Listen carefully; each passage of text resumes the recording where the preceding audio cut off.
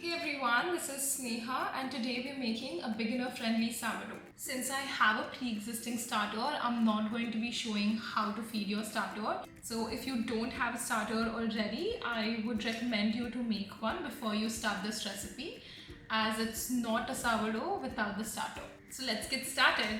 Make an amazing sourdough. Your starter is everything.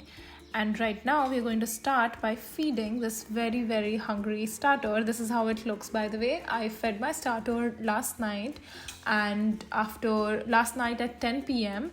and right now it's 10 a.m. and I'm feeding my starter again, and then I'm going to wait for it to peak, which will take around 2.5 hours.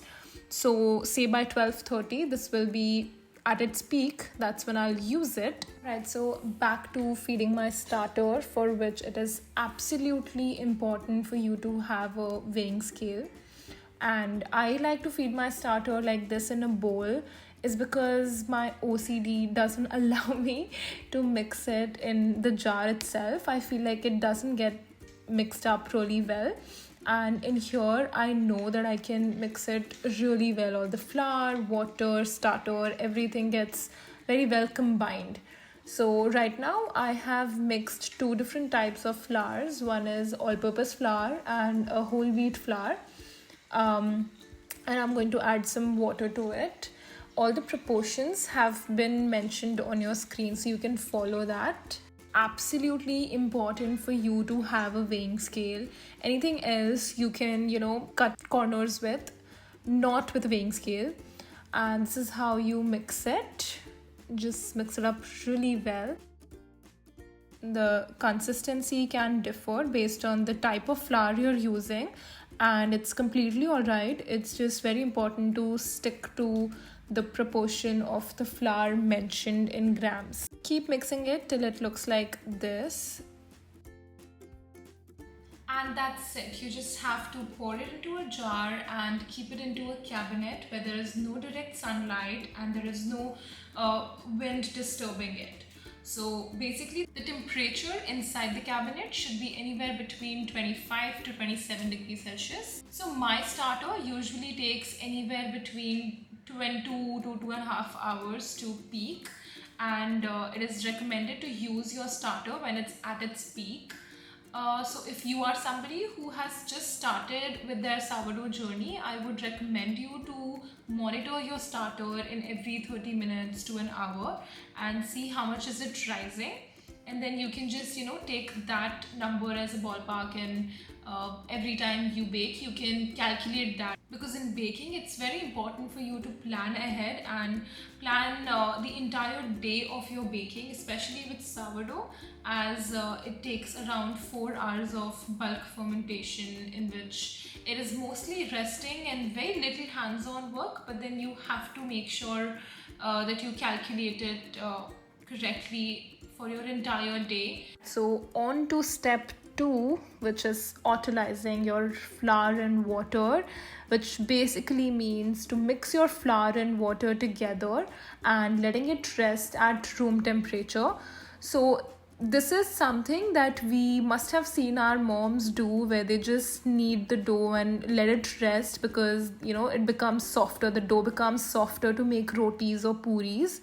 Well, that step is basically just letting the water and flour work together and develop the gluten, which is going to make your dough really nice and elastic later on.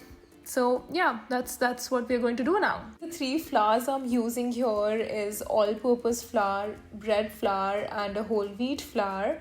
I am using emmer or kapli wheat, which has a very nutty and that tangy flavor that we look for in a sourdough.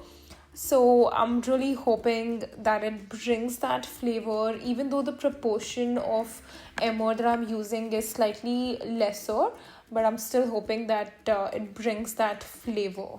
And that's it. You just have to make a dough out of it like this and let it rest for 1.5 to 2 hours. And now with the magic of editing, my starter has already peaked. This is what it looks like at its peak when it has doubled in size, and that is when you know that it's ready. Another way with which you can figure out whether or not your starter is ready to be used is by doing a float test. What you have to do is just take your starter from the corners, pull out a small portion of it, and put it in the water. It should basically float and not sink, and that's how you know it's ready. I forgot to record the part where I was adding starter to the dough, but please don't forget to do that. This is just me adding the salt after adding starter, but this is exactly how you're supposed to add the starter as well. And just mix it like you are kneading a dough, like a roti dough or any other dough. Just be a little gentler on it. Don't be too hard like you would for a roti dough. And then just cover it up and let it rest for 30 minutes. Now we're going to perform lamination. This is also one of the ways to build a strong gluten network. We're going to wet our hands before we start working on the dough. This is how we are going to stretch and try to get into a thin sheet, as thin as possible, without breaking it. You can pinch it back together just in case it breaks, but try not to break it. And then we will fold it over itself, first from the left side, then from the right side, then from down, and then from the top. We'll make it a square, and then we'll let it rest for another 30 minutes. So now we're going to perform first of the 4 coil folds that we are going to perform on this dough. You have to obviously wet your hands before you start with your coil folds. Coil folds are basically a way to give your dough strength without being rough on it. So each time you fold, you're tightening up the gluten, keeping the air pockets safe. So if you look closely, you can see there are air pockets already being formed on the dough, and we don't want to disturb that. So we're just going to gently tuck it under itself. It's like a little reset during bulk fermentation that keeps everything airy and balanced. Another 30 minutes up, and now I'm just going to change my container. It's not necessary, it's just something that I want to do because I'm not liking how messy the container has become. Also, it's going to be easier to fold it here. On to the third coil fold. You can already see the bubbles on the surface, which means the fermentation process is going strong and the gases are getting very well trapped and the gluten network is very strong. These bubbles on the surface are basically a good sign that the fermentation process is going really well. And finally, on to the final coil fold. Change of scenery thanks to the sunset. There was no light on my desk anymore, so I had to change the location, but you have to just repeat the same process. Tuck the dough under itself without deflating it. You have to just deal with it very gently, and that's all. Alright, so the bulk fermentation process is over. Now we're going to rough shape our dough. This is some rice flour that we'll spread on the silicone mat just so it doesn't stick. And this is how easily your dough is supposed to fall out of the container. That's how you know it is nicely proofed. And then we'll shape it, spread it apart a little, hold on from all the corners, pinch it together like we do for aloo paratha after stuffing it up. I am giving a lot of paratha references. That must tell you how much I love parathas. But yeah, just pinch it all together and flip it. Just make sure to nicely flour the surface, which I haven't done here. So keep flouring the surface nicely so that your dough doesn't stick. Pinch it under itself, press it like that so that the gases are trapped nicely. I'm just going to lightly flour the banneton as well. This is the rice flour that I'm using. And on to the final shaping. You can let it rest for 10 minutes after the rough shape. and then you can final shape it. Just spread it apart. If it's opening up from some places, you can just close it.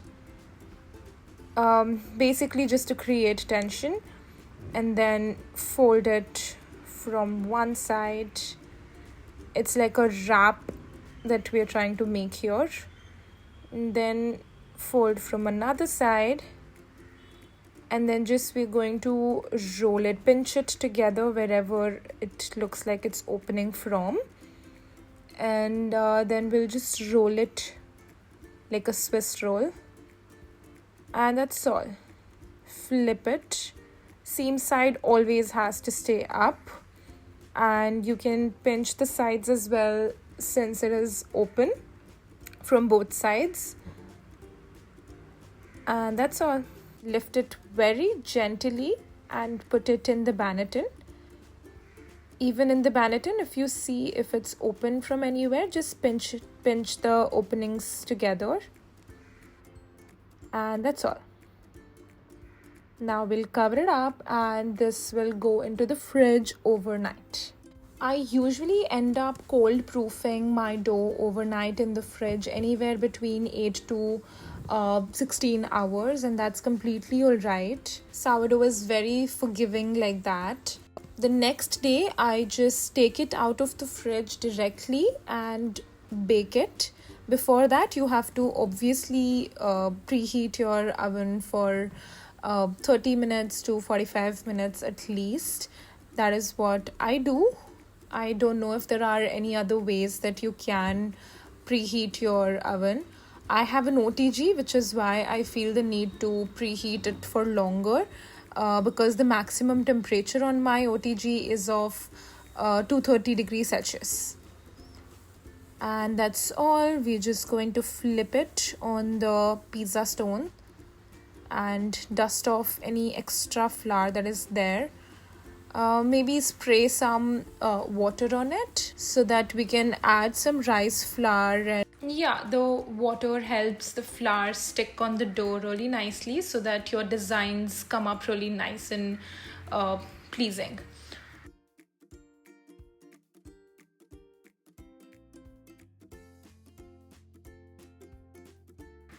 Just in case you do want to do designs on your sourdough, you can use a thread to mark the areas where you want to start scoring, and dip your blade in the water before you start scoring, and don't double score one area like I am doing here. This is a mistake that I made on this dough.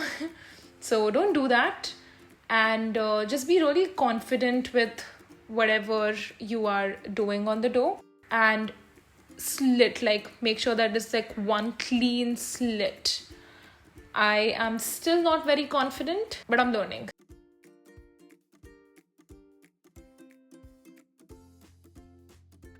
And then I'm gonna spray some more water to create extra steam, which will help in pushing the dough up in the oven and give it a nice oven spring. One thing I forgot to record here that you must not skip is to pour some hot water in the oven. You can maybe pour it in a tray or in another container like I've done in that silver mold that you can see. I poured some hot water in that and I kept it in the oven to create some steam, which helps in the oven spring. Baking with the lid on with steam.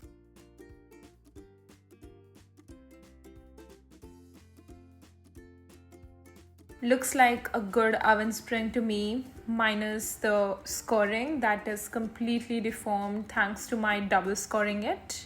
And this is how you're supposed to pop it back in the oven without the steam for another 20 minutes. And that's it. Your sourdough is ready. You just have to wait for an hour to let it cool down, and then you can cut it open. This one particularly is not one of my best ones, but it's moist, delicious, the crumb was crispy, so all that is always there. But all in all, a perfect beginner sourdough friendly recipe. And that's it. It was that easy to make a sourdough. I have just started making my YouTube content and I'm doing everything on my own, from video recording to editing to voiceovers and everything. So I am to start off with, only going to be posting once a week. And meanwhile, I'm always available on my Instagram. So if you have any questions, you can always follow me on Bye Yeast or Sneha Gangal. And I'm always there to answer your questions. And I would love to hear from you guys if you have any feedback. Thank you so much.